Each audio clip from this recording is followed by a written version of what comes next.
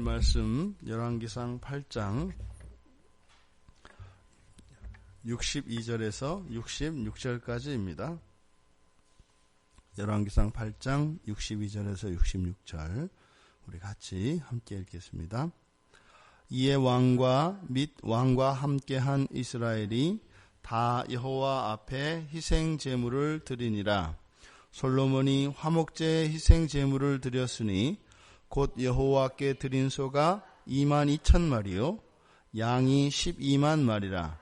이와 같이 왕과 모든 이스라엘 자손이 여호와의 성전의 봉헌식을 행하였는데 그날에 왕이 여호와의 성전 앞들 가운데를 거룩히 구별하고 거기서 번제와 소제와 감사 제물의 기름을 드렸으니 이는 여호와의 앞 놋제단이 작으므로 번제물과 소제물과 화목제의 기름을 다 용납할 수 없음이라. 그때에 솔로몬이 7일과 7일 도합 14일간을 우리 하나님 여호와 앞에서 절기로 지켰는데 하맛 어귀에서부터 애굽 강까지의 온 이스라엘의 큰 회중이 모여 그와 함께 하였더니 8째 날에 솔로몬이 백성을 돌려보내매 백성이 왕을 위하여 축복하고 자기 장막으로 돌아가는데 여호와께서 그의 종 다윗과 그의 백성 이스라엘에게 베푸신 모든 은혜로 말미암아 기뻐하며 마음에 즐거워하였더라. 아멘. 이제 마침내 성전 봉헌식이 드려지고 있는 장면입니다. 여기와 같이 평행본문이 역대하 7장입니다. 역대하 7장을 잠깐 보시면 지금 열왕기 기자가 기록하고 있는 장면과 사뭇 대조가 됩니다. 역대하 7장을 보면 이때의 장면을 굉장히 웅장하고 영광스럽게 훨씬 더 영광스럽게 그리고 하나님이 이 낙성식 가운데 이 봉헌식 가운데 하나님이 임재하시는 것을 보게 됩니다. 역대하 7장 1절은 이렇게 시작됩니다. 솔로몬이 기도를 마침에 불이 하늘에서부터 내려와 그 번제물과 제물들을 사르고 여호와의 영광이 그 성전에 가득하니 여호와의 영광이 여호와의 전에 가득함으로 제사장들이 여호와의 전으로 능히 들어가지 못하였고 이스라엘 모든 자손은 불이 내리는 것과 여호와의 영광이 성전 위에 있는 것을 보고 돌을 깐 땅에 엎드려 경배하며 여호와께 감사하여 이르되 선하시도다 그의 인자하심이 영원하도다 하니라. 굉장히 대조적이죠. 그러니까 말씀드렸던 것처럼 이 열왕기가 쓰여지고 후대에 가서 그것을 보충하는 형식으로 역대기가 기록되었다고 했습니다. 그래서 이 열왕기 저자가 이 솔로몬의 그 치세와 그의 업적들에 대해서 보는 시각이 역대기에 기록된 것과 매우 대조적인 것을 우리가 계속해서 살펴보고 있었습니다. 지금 여기도 보면 지금 이렇게 제사를 드릴 때 엄청난 제물을 드립니다.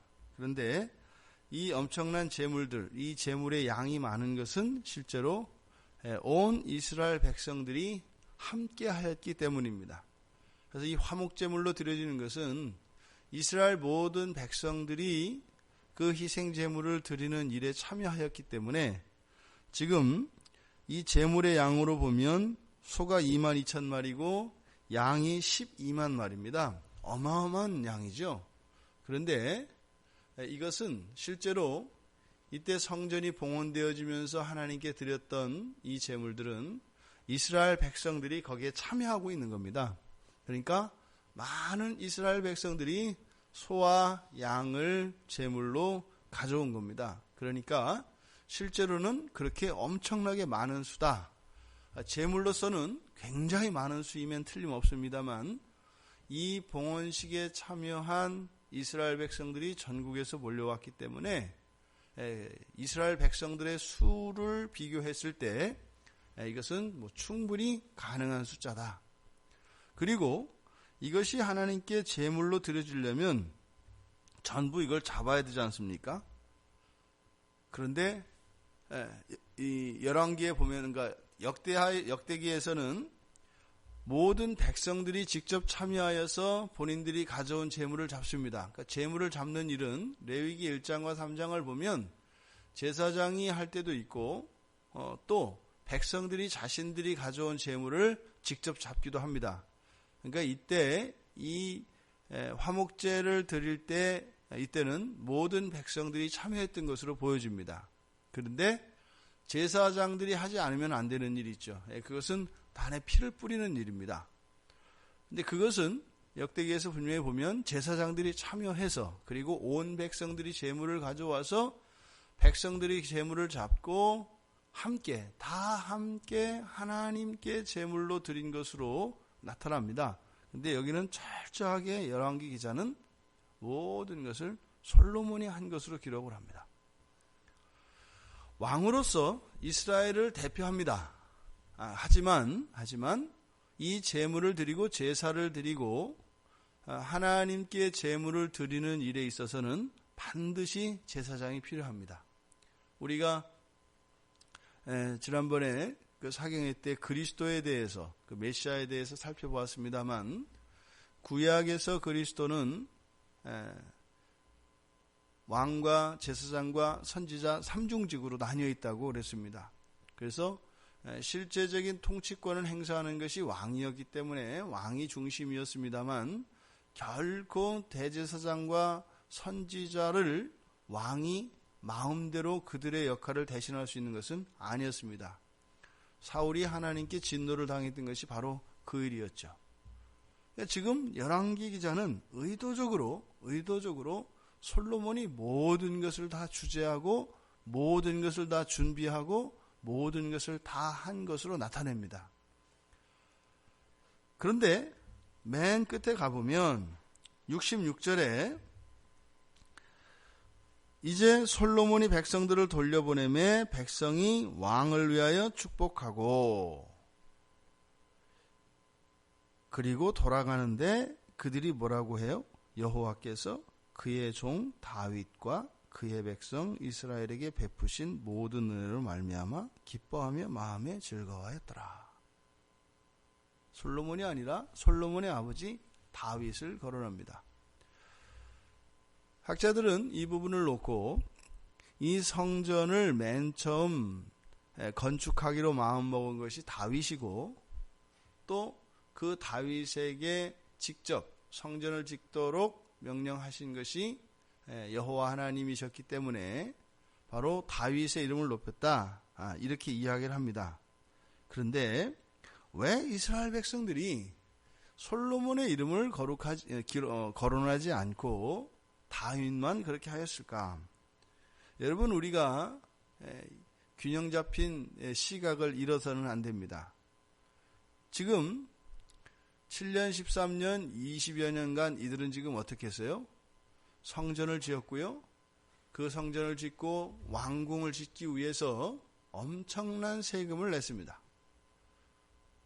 우리가 이미 이 뒤에 일어난 역사를 보았기 때문에 그 아들 르호보암에게서 민심이 떠났던 이유가 무엇이었냐면 바로 세금이었습니다. 세금을 그 아버지 솔로몬보다 더 세금을 늘렸기 때문이었죠.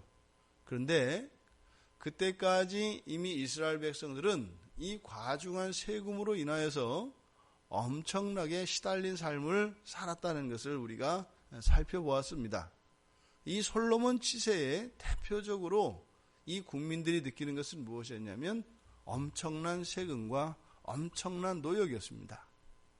지금 장기간의 이 성전과 성전 공사를 마치고 돌아가는 이들에게 있어서 분명히 이들에게는 큰 기쁨이 있었던 것은 틀림없습니다.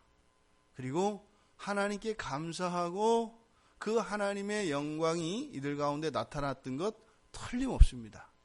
그런데요, 이들은 그 솔로몬의 백성들에 대한 과중한 그런 노역과 과중한 세금으로 인하여 부담이 있었다는 것은 역사적 사실입니다. 바로 그 부분을 이 열왕기 기사는 그것을 부각시키기 위해서 모든 것을 솔로몬이 다 하였고 어마어마한 제물들과 또한 하나님께 드려진 이 봉헌식의 이 기간도 14일로 이야기합니다. 근데 역대기에 가보면 이게 그냥 14일이 아니라 7일을 완전수 7일이니까 그것을 넘기지 않습니다. 그래서 봉헌식을 하기 위해서 하나님께 7일을 지키고 그 다음에 장막절을 지키게 됩니다. 그래서 봉헌식 7일 그리고 절기로 지킨 7일 해서 14일인 거거든요. 근데 이 열왕기에서는 의도적으로 이 봉헌식 자체를 2배로, 그러니까 7일에서 14일 2배로 한 것으로 기록을 합니다. 제물의 양도 많습니다. 또 하나님께 드리는 이 봉헌식 기간도 깁니다. 심지어는 이 봉헌 제물이 너무 많아서 원래 드려야 되는 노제단이 부족했기 때문에 성전 앞뜰을 거룩하게 구별하여 드렸다고 합니다. 그러니까 끊임없이 열왕기 기자가 솔로몬에 대해서 이야기하는 것은 뭐냐면 큰 겁니다. 많은 겁니다. 아주 긴 겁니다. 솔로몬이 추구하였던 그것을 과연 그렇다면 정반대로 하루를 드리고 제물이 이거의 10,000분의 1이었고 이들이 한 이 기간이 반이었다면 하나님이 어떠셨을까요? 하나님은 성경에서 나타난 하나님은 결코 그 제물로 기뻐하시는 분이 아니십니다. 우리들의 헌신과 수고를 기뻐하시는 게 아니죠. 중요한 것은 그것이 결과되게 하는 그것의 원인되는 우리들의 마음입니다. 그런데 이 솔로몬에 대한 묘사에서 끊임없이 열왕기에서 나타나는 것은 마음의 중심에 대한 표현들이 아니라 겉으로 드러나는 행위들이 굉장히 강조되고 있는 것을 보게 됩니다. 오늘 우리가 이 성전 봉헌식을 통해서 열왕기 기자가 오늘날 살아가는 우리들에게 주는 교훈은 그렇습니다. 분명 백성들에게 하나님께 감사하는 그 마음이 있었습니다. 그것이 큰 제물을 하나님께 드릴 수 있게 했던 것입니다. 근데 그 마음의 중심에서 나오는 것이어야 하지, 그것이 없는 단지 많고 크고 오랫동안의 헌신과 드려지는 이것이 의미가 있는 것은 아니다. 그것을 어떻게 해요? 백성들을 통해서 나타내고 있는 겁니다. 그리하였지만 백성은 어떻게 했더라? 그의 종 다윗 그리고 그의 백성 이스라엘에게 베푸신 은혜라고 합니다. 솔로몬에게는요, 하나님의 은혜가 보인 것이 아니라 솔로몬의 영광이 보였던 것입니다. 우리들의 생애가 하나님의 영광이 나타나고 하나님의 은혜가 나타나는 삶이 되어야 할 것입니다. 우리의 삶 속에서는 우리를 사랑하시고 도우시고 구원하시는 그 하나님의 영광이 나타나야 합니다. 우리는요, 그렇게 사랑하시는 그 하나님의 우리를 향하신 사랑과 그 은혜, 그것이 우리에게 감사 제목이 되어야 합니다. 언제나 하나님과의 인격적인 교제 속에서 하나님의 은혜를 진심으로 기뻐하며 모든 것을 하나님께 영광 돌릴 수 있는 우리 모두가 되기를 주님의 이름으로 축원드립니다. 하나님,